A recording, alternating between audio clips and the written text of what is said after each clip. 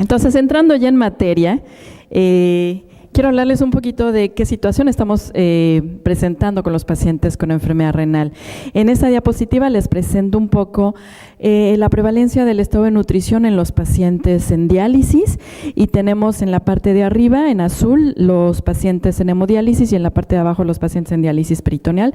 Son diversos estudios que nos presentan de una u otra manera la prevalencia con diferentes indicadores nutricios. Si vemos nosotros en la penúltima columna del lado derecho, las herramientas más utilizadas son la evaluación global subjetiva y el índice de inflamación-desnutrición, que se llama Malnutrition Inflammation Score.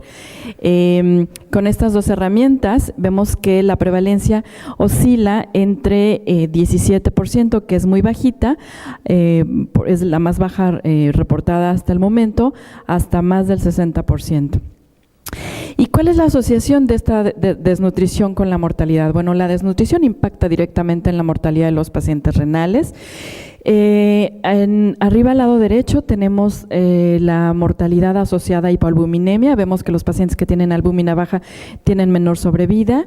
Abajo a la izquierda, evaluada por evaluación global subjetiva, y abajo a la derecha tenemos la evaluada a través de la dinamometría de mano, que es una herramienta muy sencilla a pie de cama, que se puede hacer perfectamente bien y que evalúa tanto la reserva como la funcionabilidad muscular. Finalmente, arriba a la izquierda tenemos la mortalidad asociada a inflamación, donde vemos que aquellos pacientes que están más inflamados tienen mayor mortalidad. Y bueno, ¿por qué digo esto? Bueno, porque a lo largo de la evolución de la enfermedad renal, el estado de nutrición se va deteriorando, como lo vemos en esta gráfica, y es en realidad cuando tenemos, creo que no funciona el señalador, ¿verdad? Ok, cuando inicia la diálisis vemos como una vez que ha disminuido importantemente el estado de nutrición, sobre todo a partir de más o menos unos 55 mililitros por minuto de depuración, vemos que se deteriora más rápidamente este estado de nutrición, y solamente en la diálisis pueden mejorarse algunos, aunque no todos los aspectos de la uremia. Si en este momento no actuamos directamente sobre el estado de nutrición de los pacientes, puede seguir deteriorándose, y solamente después del trasplante podemos recuperar en su gran medida el estado de nutrición original.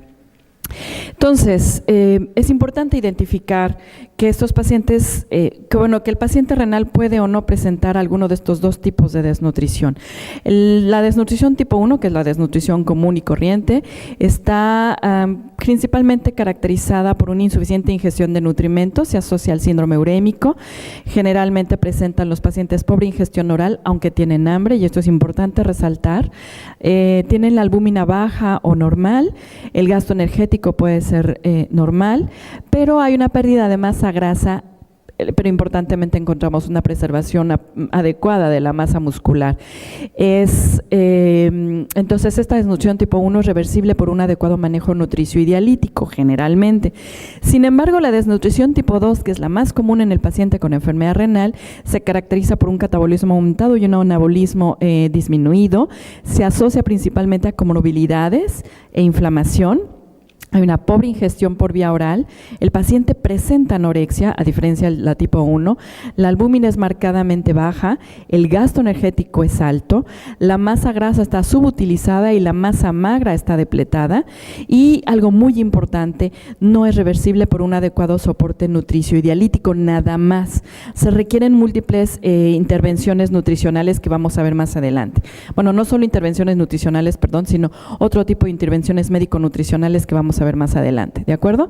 Entonces, recientemente, en el 2008, un grupo de expertos en nutrición nefrológica de todo el mundo se reunieron para describir el concepto de desgaste energético proteínico en el paciente renal, y algo muy importante es que el desgaste de la enfermedad renal se refiere a un desgaste energético proteínico asociado principalmente a inflamación, anorexia y caquexia, y que es muy frecuente encontrarlo no solo en este tipo de pacientes, sino también en los pacientes con cáncer, en los pacientes con SIDA y otras patologías marcadamente desgastantes.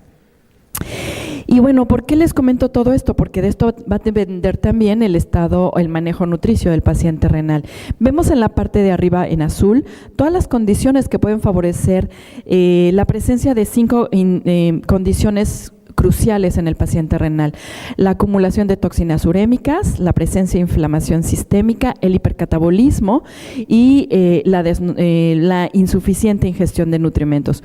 Cuando todas estas 4 condiciones clínicas se conjuntan entre sí, damos lugar a lo que conocemos como desgaste energético proteínico asociado a caquexia. Y en la parte de abajo en verde vemos aquellos pacientes, vemos todas las consecuencias que genera o que condiciona este desgaste energético proteínico. Entonces, resumiendo, para poder pasar a la parte de la intervención, el desgaste energético proteico o el protein energy wasting se caracteriza por una disminución en las concentraciones de albúmina sérica, por un bajo peso corporal, por una reducción total de la masa grasa o pérdida de peso, por una disminución en la masa muscular, generalmente expresado por circunferencia muscular de brazo o área muscular de brazo, etcétera, por la presencia de inflamación, presentada casi siempre por la proteína C reactiva o la interleucina 6, incrementadas, y la presencia de anorexia.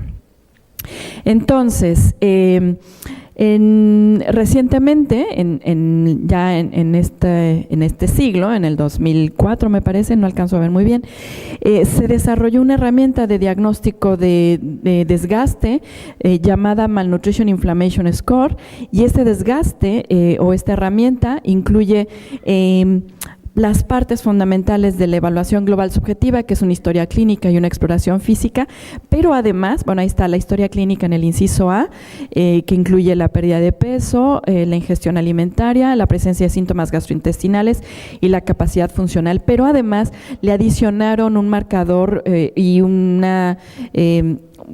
apartado adicional que tiene que ver con las comorbilidades, porque estas comorbilidades también impactan sobre el desgaste energético proteínico de los pacientes. Pero además también se le adicionó a la evaluación global subjetiva convencional la categorización del índice de masa corporal y 2 indicadores bioquímicos que tienen que ver con marcadores de inflamación, que son albúmina sérica y la capacidad total de fijación de hierro. Esta herramienta claramente ya ha sido validada, ya ha sido ampliamente discutida en la literatura y es hasta ahora la mejor herramienta para poder utilizar o para poder valorar el estado de nutrición de los pacientes en diálisis. Entonces, como les decía yo, el desgaste energético proteínico no solo es desnutrición, es inflamación, es anorexia, es caquexia, etcétera, etcétera, y hay una serie de alternativas médico-nutricionales para corregir este problema. Les pongo yo básicamente 3, las cuales intervenimos directamente los nutriólogos y que, por cuestiones de tiempo me voy a enfocar exclusivamente a la primera, que es el consejo dietético y la complementación oral, pero hay muchas más, como terapias antiinflamatorias, estimulantes del apetito, activación física para mejorar la masa muscular, etcétera, etcétera, que han sido descritas ampliamente en la literatura y que, yo quisiera tomarme todo el tiempo del mundo para platicar un poco sobre ellos, pero el tiempo no nos lo va a permitir. Entonces vamos a hablar exclusivamente sobre las recomendaciones nutricionales. En el año 2000, la National Kidney Foundation publicó los lineamientos internacionales DOCI, que todos conocemos ampliamente utilizados para la prescripción nutricional del paciente en diálisis. En el año 2008 se hizo exactamente lo mismo para población en diálisis pediátrica. Sin embargo, estas recomendaciones no han sido actualizadas desde entonces, y yo quisiera decir un poco, y aquí irónicamente, que estas recomendaciones del 2000 son básicamente para esta población de cavernícolas de la era de la prehistoria, porque no han sido actualizadas, y recientemente es donde se ha hablado mucho de este concepto nuevo de desgaste energético proteínico, el cual no contemplan estas guías del año 2000. Ya tenemos casi 13 años de retraso. Afortunadamente, tenemos otros lineamientos internacionales hechos por la Asociación Americana de Nutrición Enteral y Parenteral, por la Asociación Americana de Dietistas, tenemos las europeas, las guías europeas de diálisis para nutrición, y en México, en Latinoamérica tenemos estas guías de la Asociación Latinoamericana de Nefrología e Hipertensión, pero no tocan a profundidad el manejo nutricio del enfermo renal. Solo en la guía 337 y 338 hablan un poquito de la evaluación del estado de nutrición y de las recomendaciones nutricionales muy someramente, pero ya tenemos algo. Entonces vamos a hablar, les voy a dar aquí un poco de comparación entre diferentes lineamientos internacionales sobre el manejo nutricio. Prácticamente las guías DOC y las ESPEN y las europeas hablan de que el manejo energético es aproximadamente entre 30 y 35 calorías por kilogramo de peso. Las europeas inclusive llegan a decirnos que aproximadamente pueden llegar a ser hasta 40 calorías por kilogramo de peso. Si son menores de 60 años, 35, y si son mayores de 60, entre 30 y 35 y no más. Con respecto al aporte proteico, puede ir desde 1.1 hasta 1.4 los lineamientos internacionales.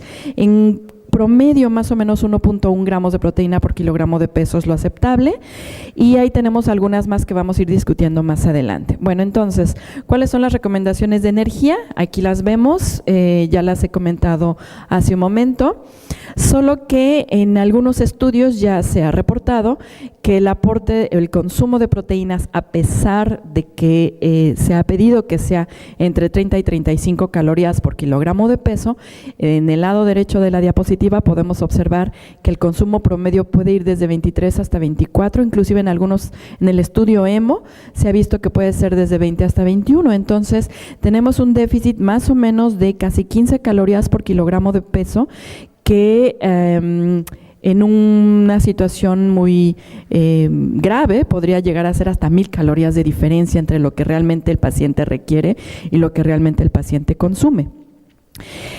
Con respecto al aporte de proteínas, las recomendaciones están diseñadas para compensar entre 10 y 12 gramos de pérdidas de aminoácidos libres por el tratamiento dialítico, dipéptidos y tripéptidos y estas pérdidas de proteínas que ya todos conocemos. Pero la mayoría de los pacientes nuevamente tampoco cubren este aporte proteínico. Más o menos lo mínimo que quisiéramos es que consumieran 1 gramo de proteína por kilogramo de peso. Ahí tenemos las recomendaciones que establecen los lineamientos internacionales. Pero veamos que consumen aproximadamente 0.9 gramos de proteína por kilogramo de peso algunos de ellos. Déjenme ver si aquí lo tengo más adelante, sí, aquí lo tengo. En el estudio EMO consumen entre 0.96 gramos de proteína por kilogramo de peso los días de no diálisis, y los días de diálisis es todavía peor, consumen 0.90.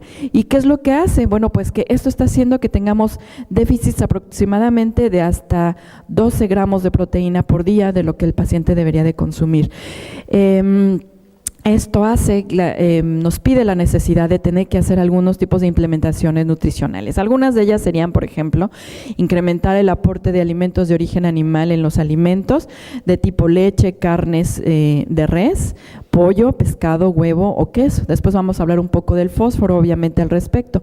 Y vemos cómo podremos incluir proteína casi en todos los platillos que sean posibles. A la pasta le podemos agregar un poco de carne, al arroz le podemos poner un huevo, a las sopas les podemos poner trozos de queso, de tal manera que esto permita incrementar de manera adecuada la proteína. El problema es obviamente pues, que el paciente no tiene apetito, que es una de las características propias del desgaste, y entonces es difícil llevar a cabo estas recomendaciones. Aquí tengo un cálculo aproximado de los déficits de tanto de energía como de proteínas que pueden llegar a tener los pacientes diariamente en cuanto al consumo versus el requerimiento de energía. Entonces, una alternativa interesante sería la complementación oral. Los suplementos orales proporcionan adicionalmente entre 7 y 10 calorías por kilogramo de peso de energía diario, y más o menos entre 0.3 y 0.4 gramos de proteína por kilogramo de peso, que justamente cubren estos déficits diarios que están teniendo los pacientes. Esto se logra más o menos entre 1 y 2 latas del complemento que estén pensando ustedes en este momento, diseñado para paciente renal.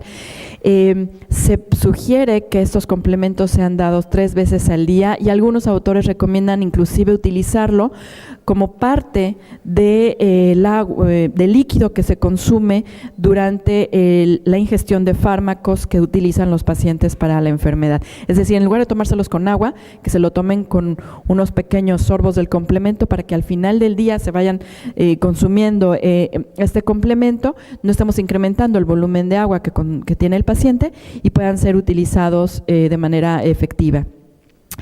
Vamos a hablar entonces un poco del fósforo.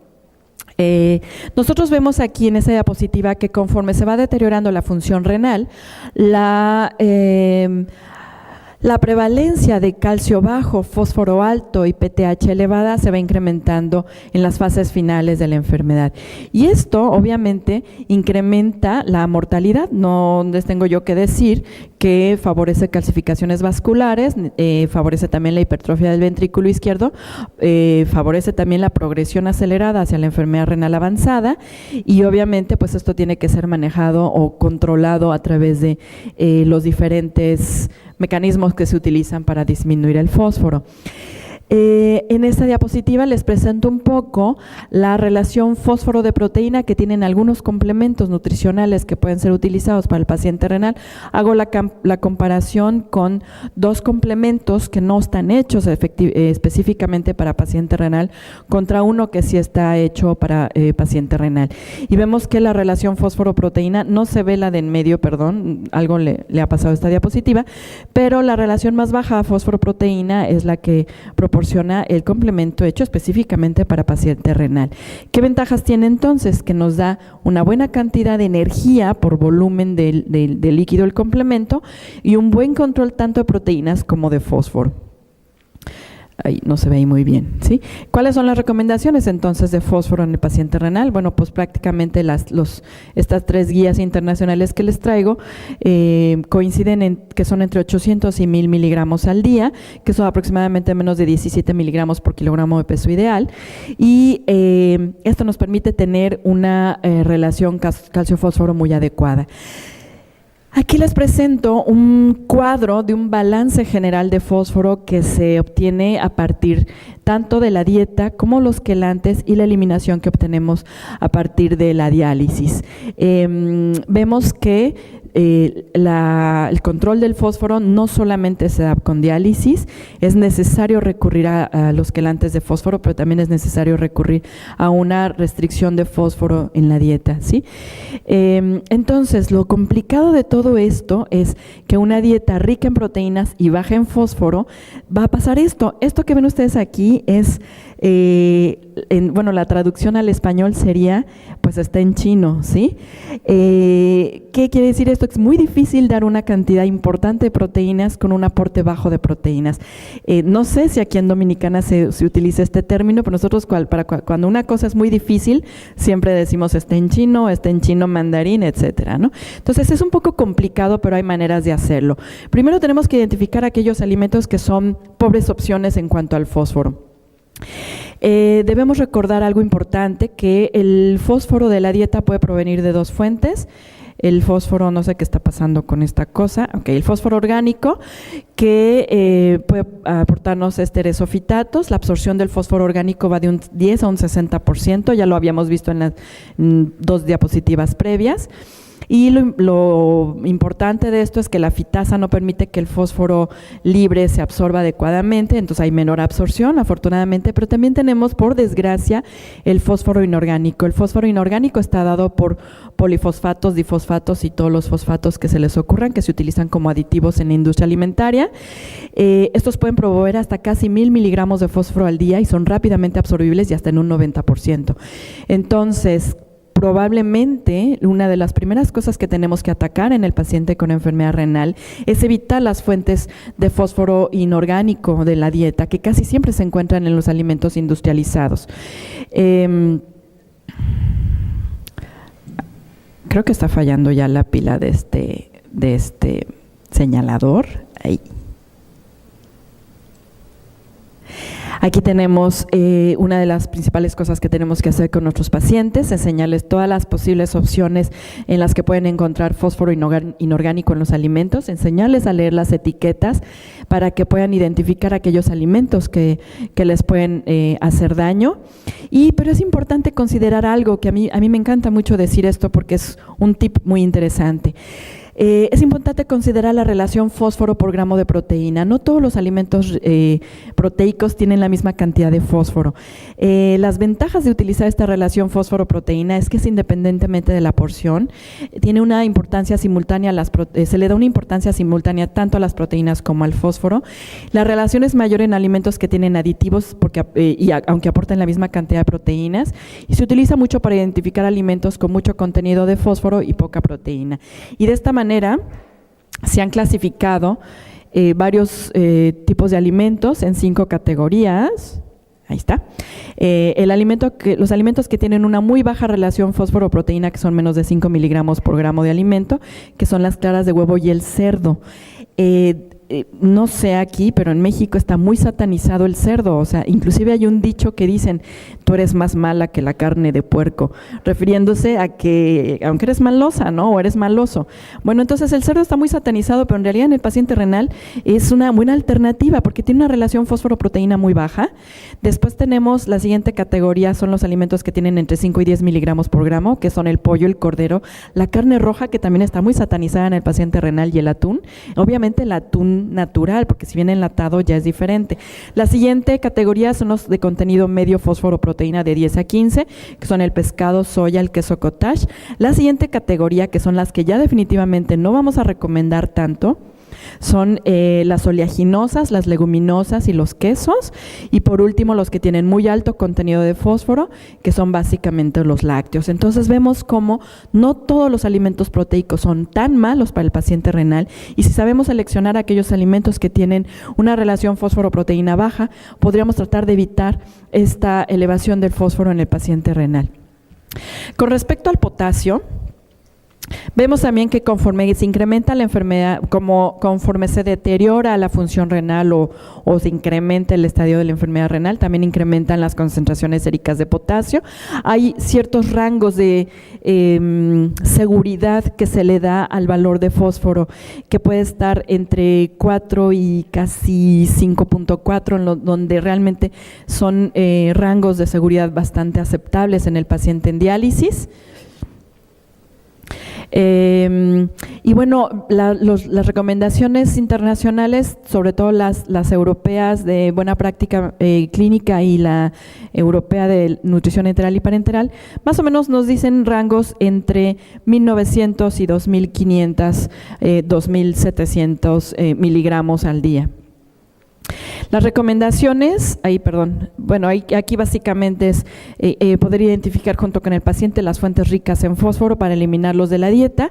En la próxima conferencia voy a hablar un poco qué tiene que ver también el fósforo con la mortalidad y con la proteína en particular, y con las dietas muy bajas en proteínas. Y finalmente vamos a hablar un poco de la recomendación de sodio y líquidos.